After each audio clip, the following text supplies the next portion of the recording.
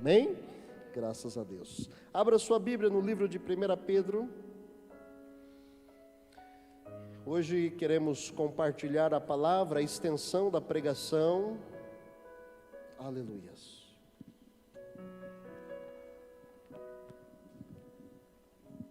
1 Pedro capítulo 1. A extensão da palavra de quarta-feira, como temos feito aqui todas as quartas e domingo.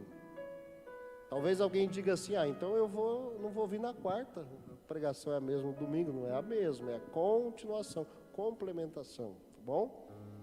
Aleluias. Olha só, mais gente dizendo, estamos conectados aqui, que bom, viu? Glória a Deus. Bênção para todos vocês, meus irmãos, que o Senhor possa fortalecê-los imensamente. Meus irmãos, eu quero ler a palavra do Senhor. Na verdade, o texto que é a base da palavra, ela está no capítulo 1, do verso 1 ao verso 21, tá? Mas eu vou ler somente alguns versos. Uma abelhinha aqui, irmãos, acho que ela encontrou alguma coisa, acho que é o gel, né? Você não usa gel, Marquinhos? A abelha tinha que ir em você, vai vir justo no pregador, uma hora dessa, né, presbítero? Aleluias. Glória a Deus. 1 Pedro, capítulo 1. Aleluias. Tu és maravilhoso, Senhor. Eu vou ler alguns versos, irmãos, mas depois, ao longo da mensagem, nós vamos fazendo aqui a leitura de outros textos. 1 Pedro capítulo 1, verso 1 diz: Pedro, apóstolo de Jesus Cristo, aos eleitos que são forasteiros da dispersão no ponto Galácia, Capadócia, Ásia e Bitínia, eleitos segundo a presciência de Deus Pai, em santificação do Espírito para a obediência e a aspersão do sangue de Jesus Cristo, graça e paz vos sejam multiplicadas.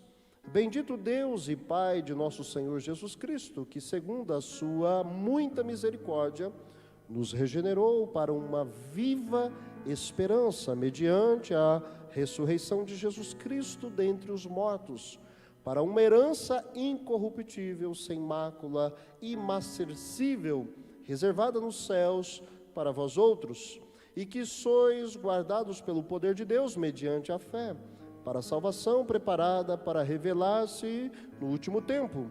Nisso exultai, embora no presente, por breve tempo, se necessário, sejais contristados por várias provações, para que, uma vez confirmado o valor da vossa fé, muito mais preciosa do que o ouro perecível, mesmo apurado por fogo, redunde em louvor, glória e honra na revelação de Jesus Cristo, a quem, não havendo visto, amais, no qual, não vendo agora, mas crendo, exultai com alegria indizível e cheia de glória, obtendo o fim da vossa fé, que é o quê?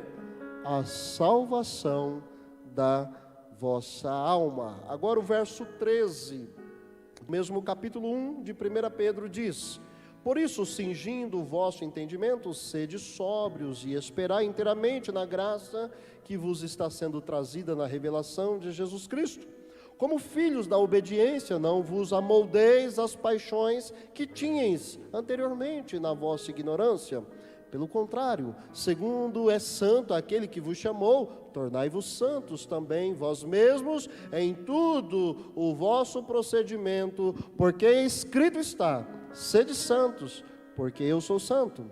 Ora, se invocais como Pai aquele que, sem acepção de pessoas, julga segundo as obras da carne, julga segundo as obras de cada um, portai-vos com temor durante o tempo da vossa peregrinação, sabendo que não foi mediante coisas corruptíveis, como prata ou ouro, que fostes resgatados do vosso fútil procedimento que vossos pais vos legaram, mas pelo precioso sangue, como de cordeiro sem defeito e sem mácula, o sangue de Cristo, conhecido com efeito antes da fundação do mundo, porém manifestado no fim dos tempos por amor de vós, que por meio dele tendes fé em Deus, o qual o ressuscitou dentre os mortos e lhe deu glória, de sorte que a vossa fé e esperança estejam em Deus. Amém?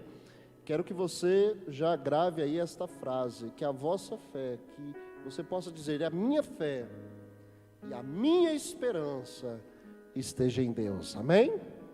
Amém, igreja? Aleluias.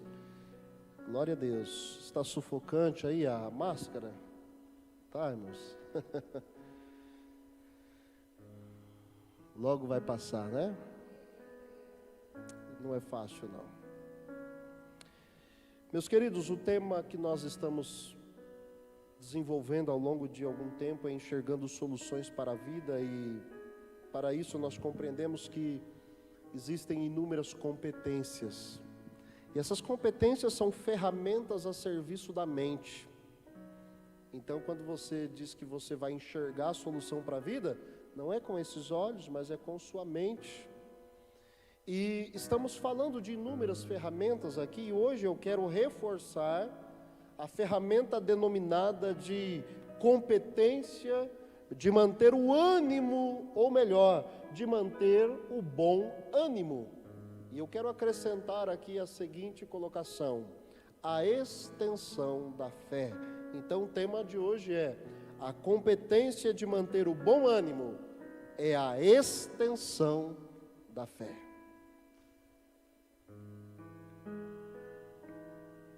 Importante que você compreenda tudo que será ministrado nesta noite ao teu coração. Que a graça e a paz de Deus abunde grandemente em vocês, em bênçãos e graça e força e renovo espiritual.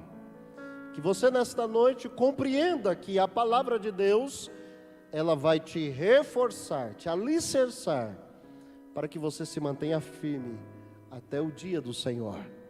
E enquanto o Senhor não voltar, buscar a sua igreja no ato do arrebatamento, você continua caminhando aqui, mas que a graça e a paz de Deus sejam multiplicadas todos os dias na sua vida, amém?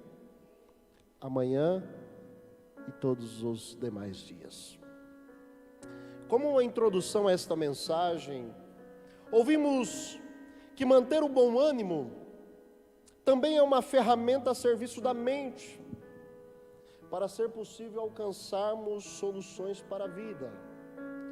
Foi dito também, irmãos, que o simples ânimo sugere um princípio, ou melhor, sugere a princípio uma interjeição que representa na construção linguística da nossa língua a abreviação das emoções humanas.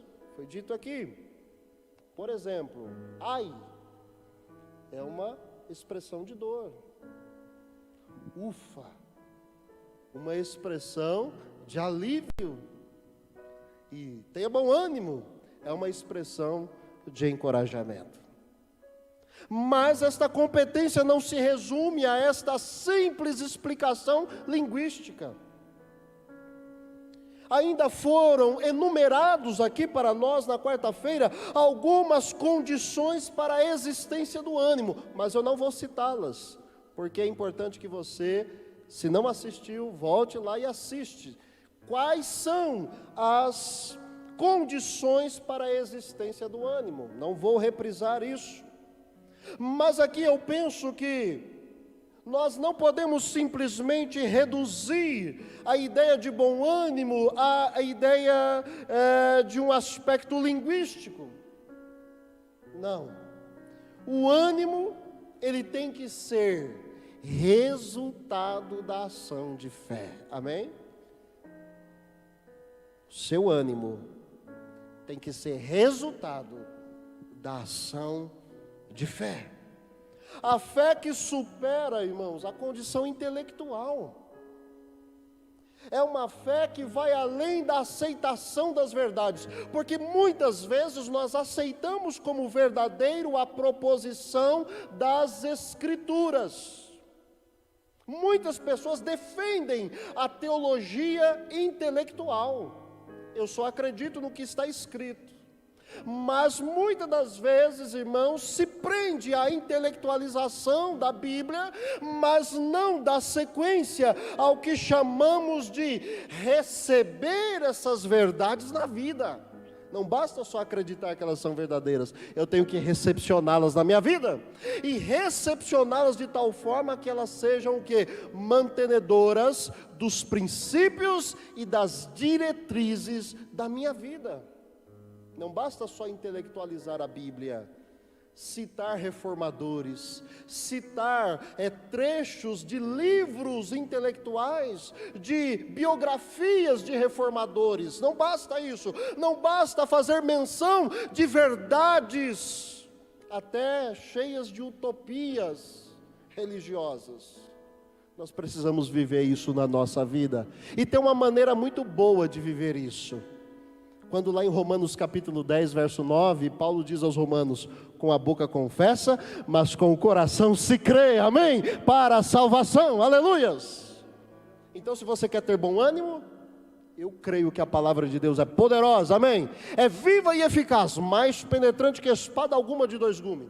A palavra de Deus é invariável, ela não muda, ela é imutável, a palavra de Deus, sem sombra de variação. Mas ela é suficientemente aplicável à minha vida. Amém, Jesus? Isso é viver a palavra, isso é ter conhecimento com propriedade da palavra de Deus. Diante disso, nesta condição e reflexão, é que o tema vem propor esta ideia: a competência do bom ânimo depende da ação e da extensão da fé. Se alguém não tem fé, não pode dizer que tem ânimo. O máximo que terá é o ânimo da interjeição. Interjeição é aquela ideia de uma abreviatura linguística.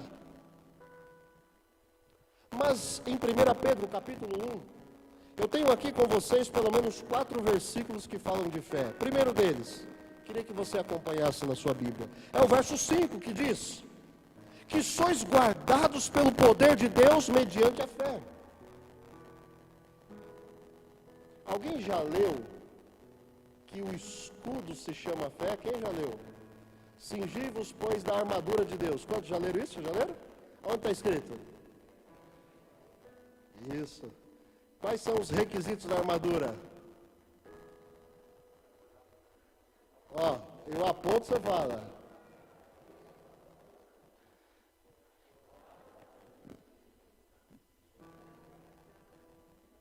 Está diminuindo, gente. E o escudo da fé. Faltou o quê? Calçados na preparação do Evangelho. 1 Pedro capítulo 1, verso 5. A fé como instrumento que condiciona a proteção. Ai, pastor, tem um monte de falatório aí. Como é que eu me protejo? Tenha fé. Amém, Jesus? Pastor, estão dizendo um monte de coisa. Eu sou do A ou do B? Não, você é daqueles que se defende com o escudo da fé. Amém, Jesus? Segundo versículo importante é o verso 7, que diz: para que, uma vez confirmado o valor da vossa fé, muito mais preciosa do que o ouro perecível, mesmo apurado por fogo, redunde em louvor, glória e honra na revelação de Jesus Cristo. Segundo aspecto, a fé se revela como mais preciosa que o ouro. O ouro de um filho, mais precioso que o ouro. Por quê? O ouro revela ganância.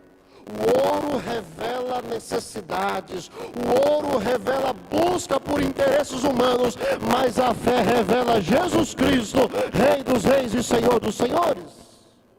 Portanto, a fé se revela como mais preciosa, porque é ela que revela Cristo. A fé é que revela Cristo. Versículo 9. Aleluias. Obtendo o fim da vossa fé. Qual é o fim da fé? O que está escrito aí na sua Bíblia? Muda aí, coloca assim: o fim da fé. é minha salvação. Quantos têm fé aqui nesta noite? Em casa, quantos têm fé? Então, a fé é a prova da vossa salvação. A fé objetiva a salvação da alma daquele que crê. E por fim, no verso 21, que diz que por meio dele tendes fé em Deus, o qual o ressuscitou dentre os mortos e lhe deu glória, de sorte que a vossa fé e esperança estejam em Deus. A fé como a verdadeira condição para a confiança em Deus. Quer confiar em Deus? Tenha fé. Confiar em Deus é ter a verdadeira esperança, a esperança viva.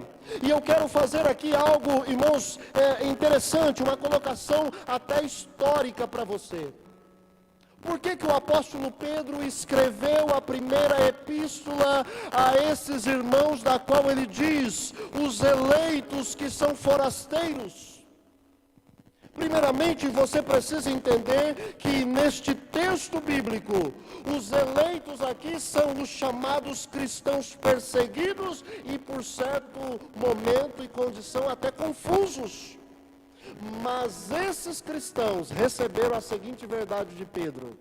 Pedro relata a seguinte ideia: mas ainda assim, esses cristãos perseguidos e de certa forma confuso, eles são resultados da pregação da fé. Pedro está dizendo assim: ei, a tua vida não nasceu por acaso, a pregação não foi em vão, porque vocês nasceram da pregação da fé.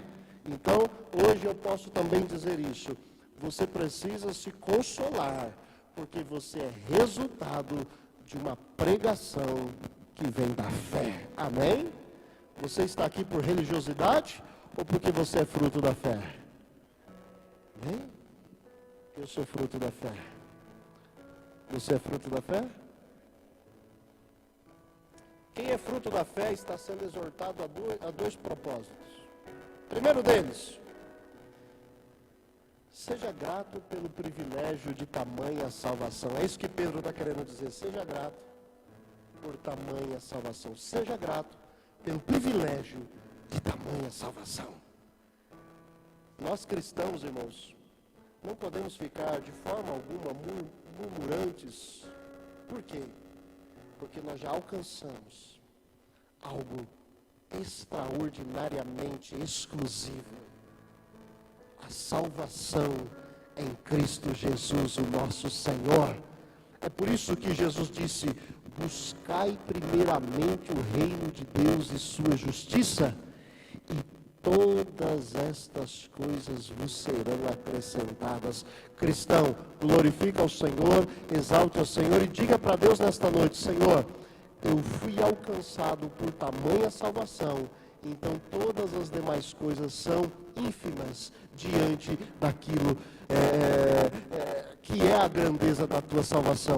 Sou grato por esta salvação e esperarei com paciência no Senhor que todas as demais coisas sejam acrescentadas na porção e a seu tempo na minha vida, em nome de Jesus. Glória a Deus.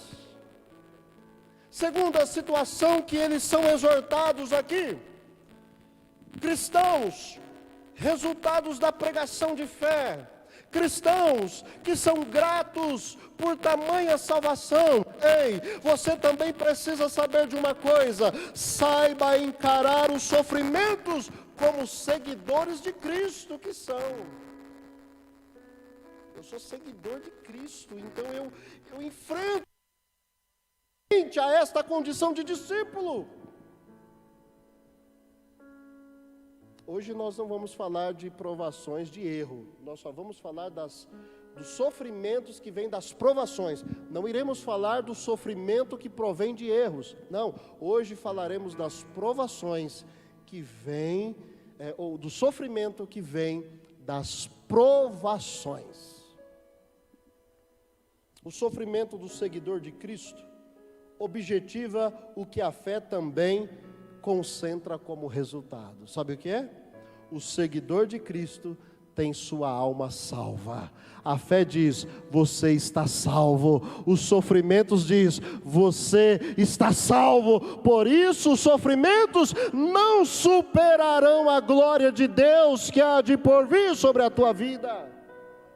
Não há sofrimento maior do que a grandeza de Deus na tua vida. Glorifica ao Senhor, exalte ao Senhor, agradeça ao Senhor, bendiga ao Senhor, diga: Senhor, muito obrigado por tamanha salvação. Seja grato, glorifique o teu Senhor, corresponda como adorador.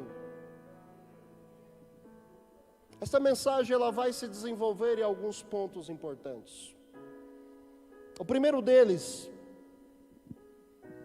e dentro desse texto bíblico de 1 Pedro, diz assim: na mesma condição de salvo, estão inseridas as demandas de sofrimento, igualmente a da salvação.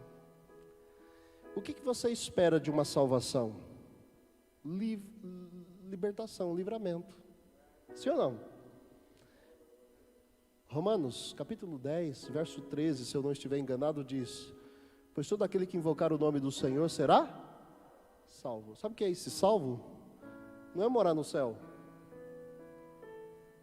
Se está com a vida enrolada, vai ser salvo desse enrosco. Está sendo perseguido injustamente, vai ser livre dessa perseguição injustamente. Estão te ameaçando a tirar a tua vida, você será protegido e mal nenhum chegará à sua tenda. Sua situação está emperrada, as coisas não se resolvem. As coisas vão se resolver, sim Senhor, em nome de Jesus. Ser salvo é ter uma vida ajustada aos planos de Deus. Mas você e eu precisamos compreender que na mesma condição de salvo estão inseridas as demandas de aflições, de sofrimentos. Mas Pedro começa a leitura ou a escrita dizendo: aos eleitos. Talvez alguém diga: será que esse é um aspecto da predestinação? E eu digo não, porque a palavra eleitos aqui é o ecletos. Eleitos aqui é cristãos, é a mesma conotação de Atos capítulo 11 verso 26, quando lá Lucas escreve dizendo: e na Antioquia pela primeira vez os discípulos foram chamados cristãos. Lá em 1 Pedro capítulo 4:16 ele diz assim, ó: se for para sofrer, sofra como cristão. Então, quando Pedro diz aos eleitos, Pedro está dizendo ao cristão. Qual que é o processo da salvação mesmo, irmãos? Cristo morreu pelos nossos pecados, amém? Amém? Cristo morreu por quantos pecados? Todos. Você está livre da lei do pecado. Aonde abundou o pecado? Aos eleitos. Aos alcançados pela graça remidora e redentora do Senhor Jesus. A você, meu irmão, você que é eleito, você que vive como um cristão, você precisa compreender uma coisa: se for para sofrer daqui por diante, eu sofro como cristão, eu sofro como seguidor de Cristo. Primeiro ponto desta mensagem é: na mesma condição de salvo, existem as demandas de sofrimento. O Isaac pregou João 11:33, que diz, Jesus disse: tem de bom ânimo, no mundo tereis aflições. Qual é a aplicação que eu faço desse tópico? Pela presciência divina. O que é a presciência divina? Sabemos que Deus se propõe a expor seus conselhos previamente, e que quanto à salvação, pela presciência de Deus, nós somos chamados nova geração de Deus, porque Pedro diz assim, olha, Ele nos regenerou pela presciência de Deus, somos eleitos. Isso significa o quê? Que previamente o Senhor expõe os seus conselhos para os regenerados. Amanhã é segunda-feira, amém? Hoje é o primeiro dia. Deus está te dando conselhos, amém? Previamente, te preparando. Você pode passar por aflições, mas amanhã não será pior do que hoje. Será que você pode entender isso? Irmãos, isso daqui não é determinismos de pregador. Aqui não é um palco onde a gente está tentando animar uma plateia. Nós não estamos tentando aqui fazer você dar brados de aleluia, como se um palco pudesse então aplaudir o stand-up, ou então o comediante, ou então aquele artista que está fazendo ali a arte maravilhosa. O que nós estamos fazendo aqui é sendo testemunhas do poder de Deus, que diz: você é regenerado pelo poder de Deus, você é salvo pela graça de Cristo, e na mesma condição virão as tribulações, que são causas de provação. Pela presciência de Deus, Ele expõe sua misericórdia, e a misericórdia de Deus é tão maravilhosa que ela começa da parte completa. Significa o quê? Jesus é o ato de misericórdia completo de Deus. Deus não falou assim, vou mandar primeiro o Elias de volta, vou mandar o Enoque que ficou sumido um tempo, vou mandar Moisés que não acharam o corpo dele. Não, Deus enviou o seu Filho. João 3,16 diz o quê? Porque Deus amou o mundo de tal maneira que deu o seu Filho unigênito, para que todo aquele que nele crê não pereça, mas tenha o quê? A vida eterna. Então, pela presciência divina, você é nova geração. Pela presciência divina, Deus manifesta a sua misericórdia, e a sua misericórdia está vista na própria ressurreição de Jesus Cristo. A morte não segurou Jesus, Ele ressuscitou. Ó morte, onde estão os teus agrilhões? Não puderam segurar a grandeza de Cristo. Jesus ressuscitou. Se padecemos com Cristo, seremos glorificados com Ele, para viver eternamente com o Senhor, no tempo que há de vir e neste tempo presente. Você pode glorificar o Senhor por isso? Ou vai trocar a glorificação por murmuração? Qual é a conclusão desse tópico? Lá no João, capítulo 16, verso 33, Jesus já descrevia esta competência. Quando Jesus disse: tem de bom ânimo, no mundo tereis aflições, mas eu venci. O que Jesus está dizendo? Viva em todo o tempo uma coragem que te afaste o medo dos males existentes. Viva em todo o tempo uma coragem. Amém? Corajoso, corajosa. Amém? Por detrás dessa máscara tem um corajoso? Tem uma corajosa aí? Corajoso ontem ou corajoso hoje? Amém? Consegue encontrar coragem para enfrentar a segunda-feira? Tem gente, irmãos, que a segunda-feira está um turbilhão de problema. Mas você não vai se esconder, não. Você não vai para a caverna de Adulão.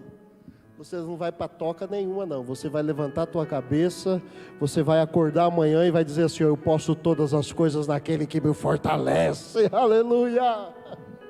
Eu sou regenerado pelo poder de Deus, pela presciência de Deus, eu fui regenerado, e pela misericórdia de Deus, Jesus foi ressurreto, e da mesma forma que o Senhor foi glorificado, nós seremos glorificados com Ele. Eu posso até passar por aflições, mas a cabeça do corpo é Jesus, eu sou parte do corpo, e Jesus disse: eu venci. Se a cabeça venceu, o corpo é mais que vencedor, por Cristo Jesus, o nosso Senhor. Aleluia! Sou vencedor, sou feliz, sou grato a Deus. Segundo ponto desta mensagem: a fé, ela tem que ser vista como uma virtude divina, irmãos. Fé é virtude divina, virtude, poder. A fé não é uma mandinga, irmãos, não é um simsalabim, não é a varinha de condão, não é um feitiço. A fé também não é uma palavra, essas palavras que são desenvolvidas para startar a mente cognitiva do ser humano. Tem pessoas que encontram palavras que são como starts para a mente. A fé não é isso. A fé não é uma manipulação de teoria psicológica. A fé é uma virtude de Deus, aleluia. E para ter virtude de Deus não precisa nem ter faculdade não, viu? Só precisa ter uma faculdade, a faculdade de pensar o seguinte: eu sei que o meu Redentor vive e a minha vida depende dele, amém? A minha vida depende daquele que já venceu, ele já venceu. A fé é uma substância que, somado à misericórdia, ela processa todas as condições da ação de Deus que são relacionadas ao comportamento humano. Então a fé, ela é uma substância que, junto com a misericórdia, ela faz uma produção maravilhosa. Ela junta a ação de Deus ao comportamento do homem.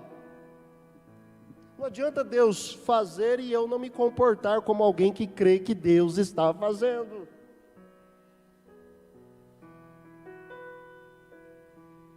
Deus disse para Abraão: você será pai de uma grande nação. Sim ou não? Quantos já leram isso aí? Amém? Abraão é casado com Sarai, sim? Aí a Sarai, o que ela faz? Não permite que a fé processe a relação dela, de Deus com ela. O que ela faz? Descarta e desenvolve uma produção paralela. A Bíblia diz que os caminhos que para o homem parecem direitos, o seu fim conduz à frustração. Mas deixa eu te dizer uma coisa: Deus está querendo operar por essa substância algo maravilhoso na nossa história. Qual a aplicação que eu faço desse tópico? Romanos capítulo 10, 17 diz: a fé vem pelo ouvir e o ouvir pela palavra de Deus. Portanto, a palavra é que expõe os princípios geradores da fé. Se eu quero associar o meu comportamento às ações de Deus, eu preciso meditar na palavra. A Bíblia diz: errais muito, por não conhecer o quê? As Sagradas Escrituras, e nem o poder de Deus. Então nesta noite o que nós precisamos, meus irmãos, é compreender pela palavra que Deus está agindo, e eu preciso me comportar como alguém que vai aguardar o tempo que Deus vai fazer, amém? Não só isso, mas a palavra se mostra, ou melhor, a fé também se mostra como um instrumento para a apropriação da justiça de Deus. Lá em Romanos capítulo 3, 22 diz que pela fé obtemos a justiça de Deus. E olha o que é a justiça de Deus, preste atenção, você pode ler isso em Romanos 3, 22. Para todos os que creem, não há distinção. Isso é a justiça de Deus.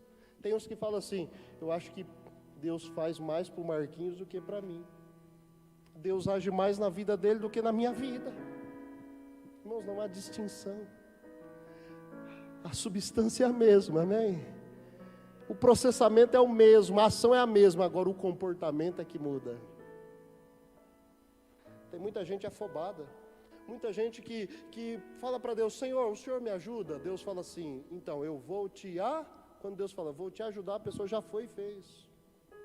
E fez tudo diferente. E fez tudo contrário. Dá tempo para Deus te responder, amém? Pare de tomar decisões. Escute mais. Não estou entendendo essa pregação, então eu vou ser um pouco mais objetivo. Pare de tomar decisões e escute mais o que Deus está querendo falar. Pronto, falei no jargão popular. Está se precipitando muito. Deus está dizendo: para, chega. precisa ouvir mais, precisa dar mais atenção, precisa dar tempo ao tempo, espera madurar o fruto. Irmãos, se a semente for plantada, deixe ela lá. Porque se a semente não morrer, ela não vai germinar. E se ela não germinar, ela não vai nascer a erva. Se ela não nascer, ela não vai produzir fruto. E se ela não produzir fruto, eu não vou ser satisfeito, não vou saciar a minha necessidade. Então Deus diz: dê tempo ao tempo. Qual é a aplicação deste tópico? Ou melhor, a conclusão deste tópico? O que diferencia os homens não é a religião, mas sim a capacidade de viver em si as ações da vontade de Deus. Não tem religião melhor ou pior, irmãos. Não tem denominação melhor ou pior. Eu vou um pouco no avivamento, se eu não conseguir a graça, eu vou na assembleia. Se eu não conseguir a graça, eu vou na quadrangular. Se eu não conseguir a graça, eu vou na batista. Se eu não conseguir a graça, irmãos, está gastando dinheiro, combustível à toa. E se for Uber, vai deixar o Uber rico.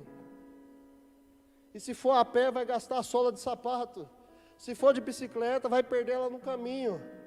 Acredita mais que Deus é o Senhor que está operando maravilhas desde a origem até o tempo em que Ele concretizar a sua obra. Mas dê tempo ao tempo.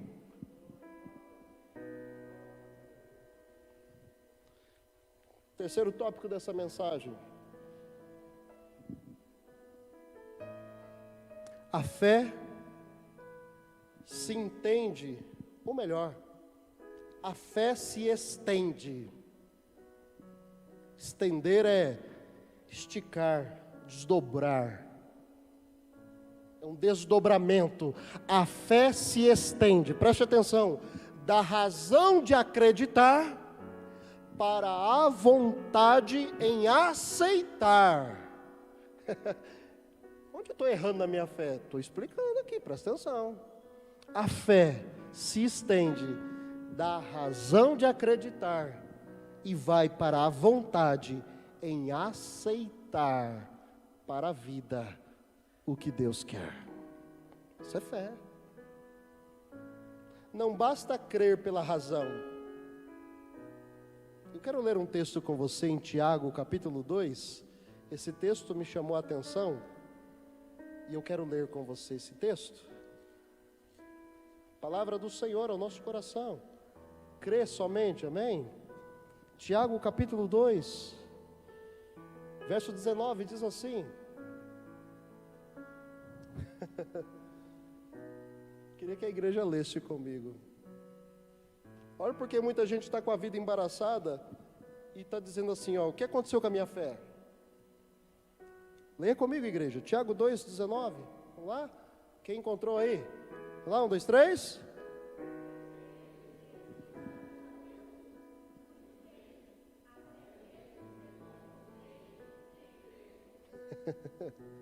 Entendeu? Qual a diferença? Preste atenção. Qual a diferença entre alguém que diz que crê e os demônios que creem? Não, tem uma. Os demônios estremecem. Tem muita gente que não, nem respeita, irmãos. Percebe?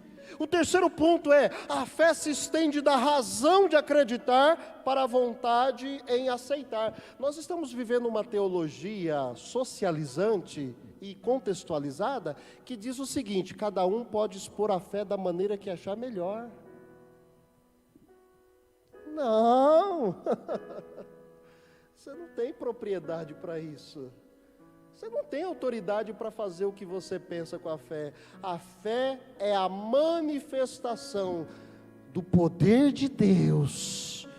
A fé é a substância que processa, junto com a misericórdia, as ações de Deus, que são imutáveis.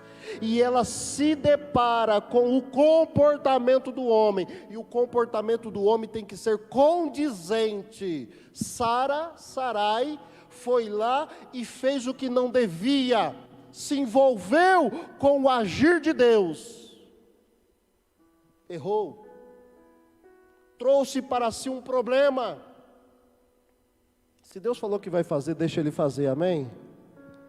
Se Deus falou que vai falar, deixa Ele falar, amém? Se Deus falou para você ter calma, tenha calma, amém? Se Deus falou para você acelerar o passo, acelera o passo, amém? Mas você tem que fazer o que Deus mandou você fazer, e a fé estabelece isso. Tiago diz, você crê? Que bom, mas os demônios também creem e estremecem. Portanto, a fé não pode ficar na razão, reconhecendo a verdade dos fatos do Evangelho, mas a fé necessita aceitar que estas verdades, elas se transformem em princípios e diretrizes para a vida. Romanos 10, 9, com a boca crê, mas com o coração, com a boca confessa, mas com o coração, eu digo, eu creio, amém? Quando uma pessoa fala eu creio, ela muda de vida, viu, irmãos? Não vivo eu, mas Cristo vive em mim, aleluia. Não ando mais pelos meus próprios interesses, eu sigo Cristo. Elevo os olhos para os montes a partir de agora, o meu socorro vem do Senhor que fez os céus e a terra. Este é o terceiro ponto da mensagem, que traz como aplicação a seguinte verdade: a fé objetiva e capaz de conduzir à salvação envolve toda, não é qualquer ou parte, envolve toda a personalidade humana. Não tem esse negócio de na igreja eu ser beato e lá fora eu ser secularizado. Não tem essa. Na religião eu sou místico, nos âmbitos sociais eu sou contextualizado. Não tem essa. Não tem duas personalidades. Não tem dois corpos, não tem dois gênios, não tem facetas, não tem características heterogêneas no sentido de a igreja é para uma coisa, a vida escolar é para outra, o casamento é para outra, a sociedade não, a vida é uma só, amém? E essa fé objetiva e capaz de conduzir à salvação envolve toda a personalidade, o intelecto, as emoções e a vontade, e projeta em nós a seguinte verdade: a fé objetiva faz unir a pessoa ao objeto de sua fé. Não tem como eu falar que eu tenho fé se eu desconsiderar a vontade de Deus, porque pela vontade de Deus, Ele manifesta essa substância poderosa que muda a minha vida. A fé é proteção, a fé salva, a fé transforma, a fé me conduz a viver o melhor de Deus, a fé me traz esperança, amém? A conclusão que eu faço desse tópico é: Pedro exorta que somos santificados pelo Espírito. Isso está escrito, 1 Pedro capítulo 1, acompanhe comigo. 1 Pedro capítulo 1, ele diz assim, olha, verso 2: eleitos segundo a presciência de Deus, Pai, em santificação do Espírito. Pedro exorta que somos santificados pelo Espírito, para a obediência e aspersão do sangue de Cristo. Hebreus 12, 2. Eu não olho mais para qualquer lugar. Lá diz: olhando para o autor e consumador da minha fé. Amém? Sou santificado para olhar para Cristo, para olhar para o Senhor. Qualquer outro olhar, qualquer outra perspectiva, qualquer outra expectativa vai deturpar a minha fé. Eu preciso terminar esta mensagem porque já deu horário. E quarta-feira então eu vou trazer aqui os dois últimos tópicos. Até porque esses dois últimos tópicos, dentro deles vai nascer o tema de setembro. eu quero concluir a mensagem dizendo o seguinte: existem problemáticas chamadas falhas constantes, que é a escassez de santificação.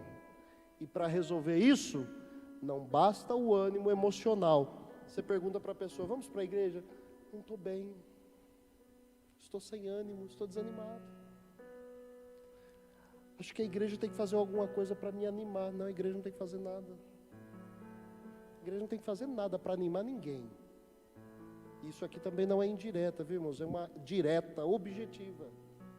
A igreja não tem finalidade de promover animação para ninguém. A igreja é o corpo animado pelo Espírito, para viver pela fé a viva esperança do Senhor. Amém, Jesus? Porque a justiça de Deus é esta, não há distinção entre nós. Quer ver aqui, ó? Quantos creem aqui que no Senhor? Levanta a mão e diga um amém bem forte aqui. Diga amém. Não há diferença entre eu e você. Vamos colocar de pé. É necessário que a fé sustente o ânimo, pois sendo ela a substância que processa corretamente as emoções do bom ânimo, ela trará esperança viva. E sabe o que é esperança viva? Louvor, pode subir. É paz, que significa tranquilidade, que se contrapõe às aflições, que são os males da qual somos pressionados. E eu digo para você uma coisa nesta noite: Deus quer que você tenha uma vida de paz. Como? Tenha fé. E a sua fé tem que superar as emoções do dia a dia. Não sei o que você vai enfrentar amanhã. Não sei o que eu vou enfrentar amanhã. Não sei. Mas Deus já tem uma palavra para nós. Tenha fé. E essa fé vai processar o ânimo em você. E esse ânimo vai ser paz em meio à guerra. E quando a guerra acabar, você vai estar de pé. E você vai dizer assim: olha, ainda bem que eu criei nas promessas do Senhor. E aí você vai testemunhar dizendo: eu de fato vivo a esperança viva. A esperança que traz os benefícios, preste atenção, os benefícios dos méritos de Cristo. Quando Jesus ressuscitou, Ele trouxe benefícios para nós. Sabe quais são? Você vai ter que vir na igreja setembro inteirinho para você saber. Benefícios dos méritos de Cristo. Há muita coisa boa de Deus para nós. E quem tem fé vai receber em nome de Jesus.